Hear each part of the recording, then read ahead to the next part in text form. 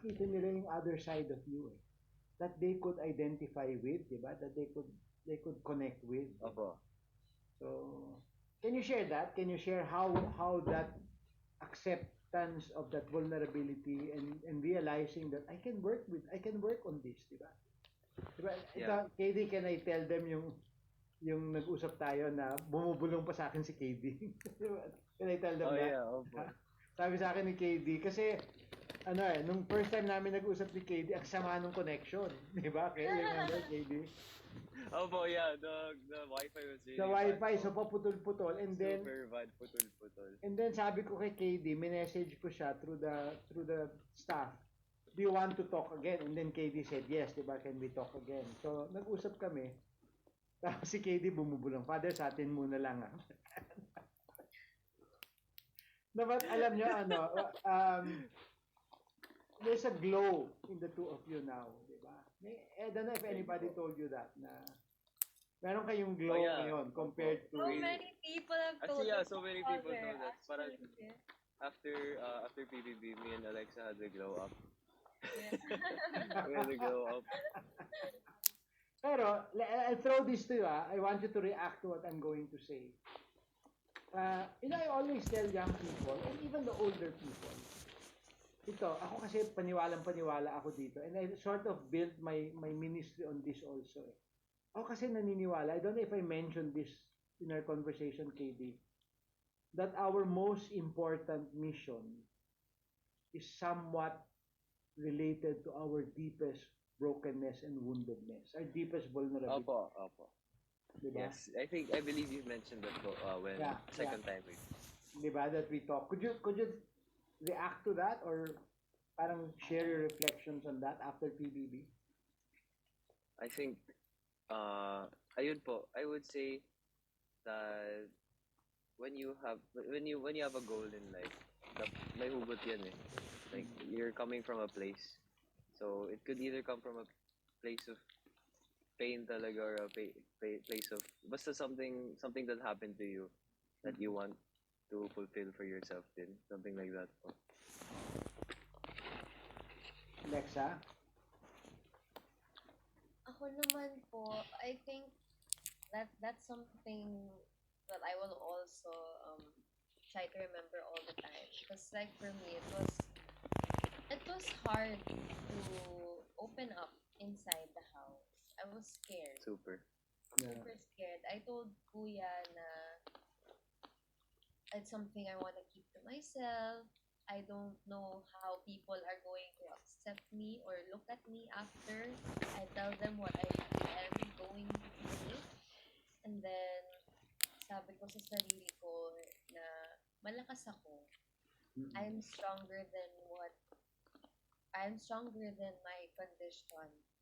And that's something I held on to talaga. Sabi ko, I need to tell my story because I know that I'm not the only one going through this. And someone, even just one person, someone out there needs to hear it. Especially coming from me as an artista who people think, so perfect, so glamorous, everything is so easy, everything comes so easy, always dolled up. And that's also one thing I'm grateful for sa PBB. It's because I was able to show na sa umaga mukha akong ewan, buong araw, hindi naman ako nag-aayos talaga. Yung mga ganong side, na tao lang din talaga akong totoo, na di parating naliligo, yung mga ganon. Yung mga ganong bagay. so yun, Father, it was nerve-wracking to share my story, honestly. And syempre, habang nasa loob ko, hindi ko alam kung ano yung reaction ng tao. And with my condition, it's so easy to be called a hypocrite and a fisher, just maybe fishing for compliments. Kaya I really try to make people understand that it's serious, it's normal, and please, it's okay to ask for help. Hindi ka hihiyan at hindi ka bawasan ng dignidad ng isang tao o yung humingi ng tulong. So, so Alexa, what was the turning point for you in that journey? Kasi may ano yan eh, may pihit yan when you say, no, it's okay, di ba? Siyempre sa umpisa, di ba, we try to hold on to our coping mechanisms. We try to hold on to whatever keeps us afloat, di ba? But at a certain point, it's almost like saying, okay na, pagod na ako, so okay, let's Get it do over this. with. Let's get it over with, di ba? Is there any turning point incident that It was something that I felt in my gut. I told myself I wouldn't.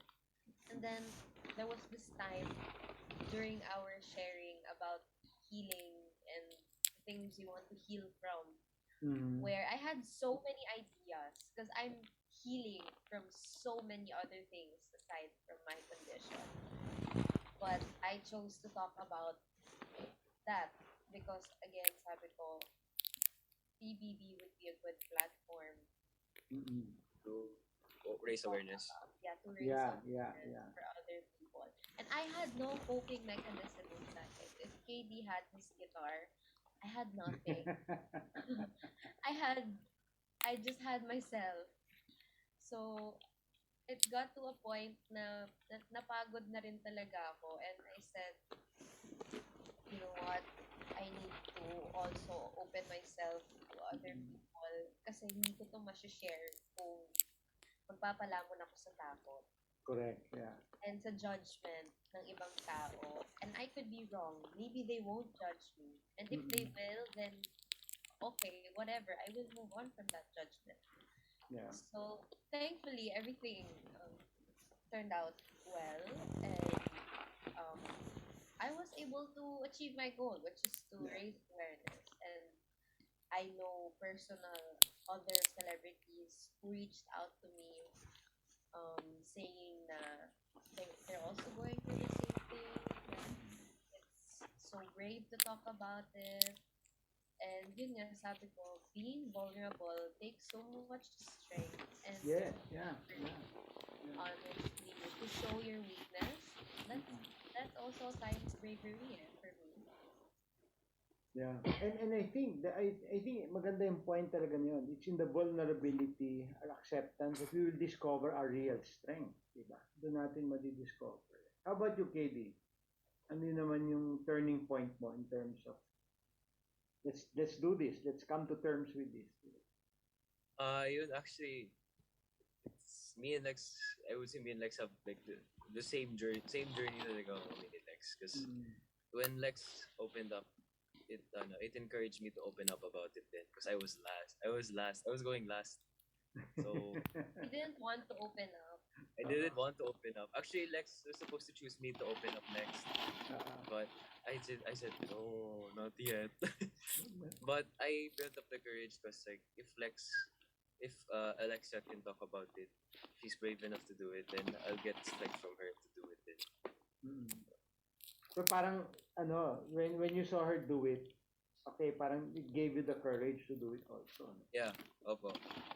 So yeah, good. Okay, so okay, how does this now change your going back now to your regular careers, no? How has this changed your view, maybe even your path, your career plans? Anong naging impact ito in looking at your future now, no? In terms of your Um, careers, no? In terms of career, I guess right now actually I really want to act talaga. That's what I want to do. Okay. Acting project. And actually I will have an upcoming acting project soon. So it's just it's a good start because I think I'm not so sure. Hopefully I'm leading. I am the leading man. Hopefully. I I'm not so hope this sure is with yet. ABS, KD. ABS po. ABS. Otherwise, I'm gonna disown you. Yes po, to the ABS. ABS. Okay, oh, I'm just kidding. I'm just kidding. Yeah. But you're gonna sing pa rin, di ba? That's your first love. Of course. That's my first love talaga. Music, guitar, singing, and I definitely won't stop.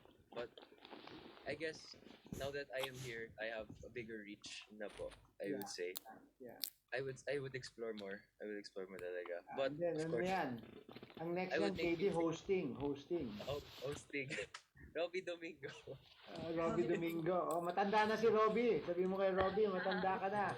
Kuya Dapat Robby, meron ka na matanda ka na. i-train. Sabi na, ako na. Joke lang. Well, Joke, Kuya Robby. how about Alexa, you? Anong next step? How can you see this affecting Ooh. your career plans and the path ahead? Everything is honestly so uncertain. I'm full of uncertainty right now. I'm just going with the flow and riding the waves. Uh, But I really want to act again also. I miss it so much. yeah. I'm hoping to set a meeting with Direk, LMD, maybe talk about it because I really have no idea. Yeah, Honestly, yeah. Father. I'm nangangapa pa with everything that's happening. Also focusing on music. I'm Yeah. I'm I want to juggle both. I want to juggle everything I can.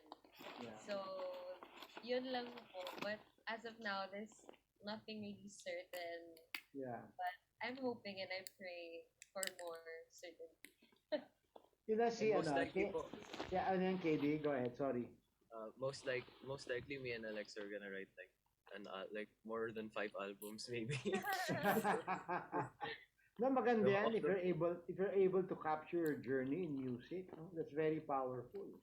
Yeah, Very, KD very and I make a powerful. great team. Yeah. Great team. Kasi you journeyed on a similar path eh. So malaking bagay yan, di ba?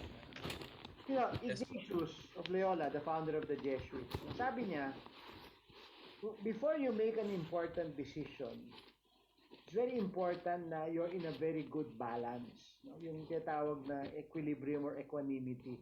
Hindi ka overly sad or hindi ka overly joyful, di ba? Kaya I think maganda rin yung point nyo na sinasabi nyo na yeah, you're happy, you're high, but you're also adjusting. No?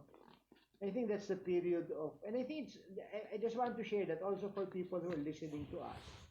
Kasi di ba may tendency tayo na pagka we discover something so good, there's a healing experience, may tendency na kalimutan na yung journey eh, di ba? But I think it's good, enjoy the moment, but as you make decisions, kailangan balance ulit eh.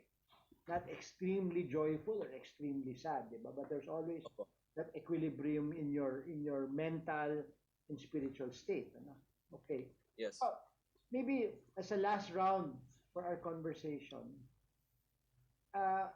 what can you tell young people like you, no, who are going through what you went through, who are still and what you are still going through, di ba? Anong masasabi niyo sa kanila, no? I would say that it's okay. Ayun po actually we've all said it before in like previous lives talaga na it's okay to ask for help. It's okay to reach out, and you don't have to be alone in this anxiety inducing pandemic talaga, because like it really this I've someone told me before na this is one of the closest things this generation this generation wait sorry po. I forgot what the person said, but like wait, this pandemic is the closest thing that this generation has experienced to war. Because really talaga po, it is like correct. a war out there. Life changing. Super life changing talaga. And it really makes us like still talaga, we're just in our house, and it can really get to us. It really does get to us. Yeah. But I'm here to say na like social media talaga is not the real world. Don't spend too much on it then, because that can really mess with your head and really give you anxiety about stuff, because there's so much negativity out in social media. Like, it's insane. But in the real world talaga, parang you'll be free. Yeah. You'll be free talaga. And the mud cage, there's also you realize also there's so much goodness in the world, in the real world. No? Opo. Maraming challenges, yes, but there's also so much goodness out there and kindness, di ba? And Opo. True. In fact, maganda yung sinabi mo, just to know you're not alone is a major thing already. Diba? So, just knowing you're not alone. Diba? Okay. Alexa? Sorry po, ang ingay Hindi ko alam kung ginagawa nila dyan sa No, labas. we can't hear the noise. Okay, It's that's okay. good. It's Yeah, okay. there's no noise, Lex. There's no noise. Yeah, there's no noise naman. Okay. For me naman, siguro, something I want to remind people is to take it one step at a time and do everything at your own pace.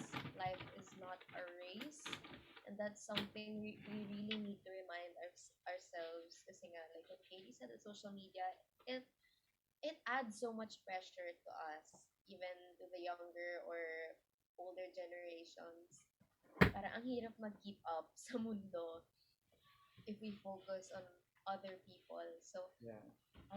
and even with healing, to just please take it one step at a time because healing does not come overnight.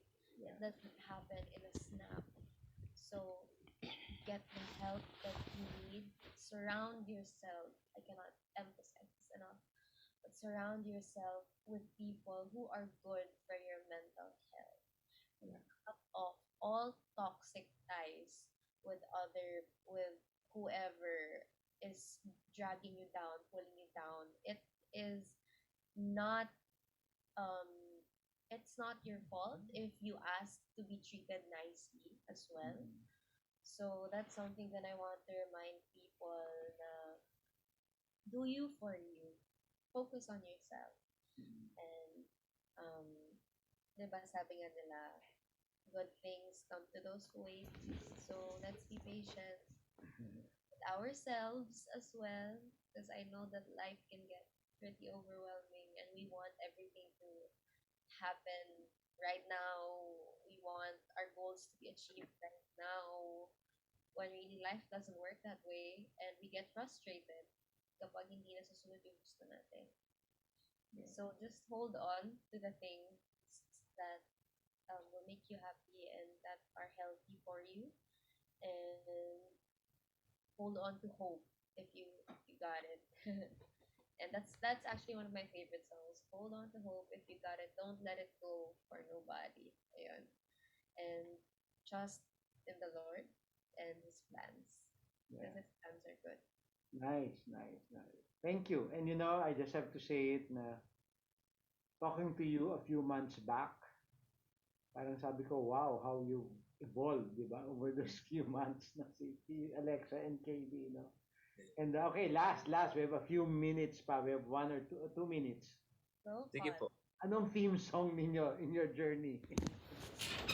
Theme song. What's your theme song, Alexa? What's your theme song, KD? If you are to choose a song to describe your journey.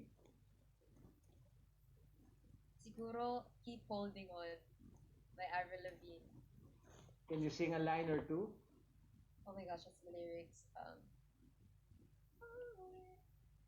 Keep holding on, 'cause you know we'll make it through, Just stay strong, 'cause you know I'm here for you, May gitara pa si KD. Daya, wala ako. Nice, Alexa. Thank you. Okay, KD, take it away. So I guess from the top of my head talaga, Justin Bieber, Hold On. I need you to hold on. Yeah. Ooh, I That's my love workout. Yeah, I love it. Oh, okay na. Basta, ano yun?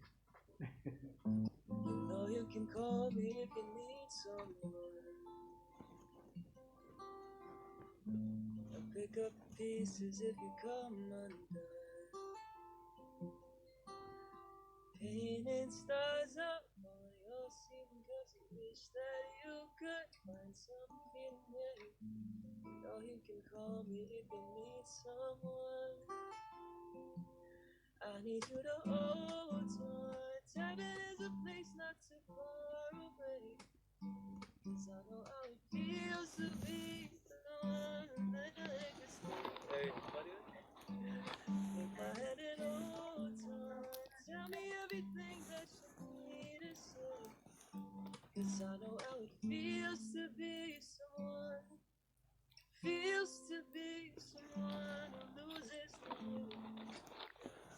Thank you very much, Alexa and KD. So thank you and hope to see you again and hope to work together with you. Okay? Of course, Yes true po. See you father. soon, Thank Father. you. Thank you very much. Hey, Thank you.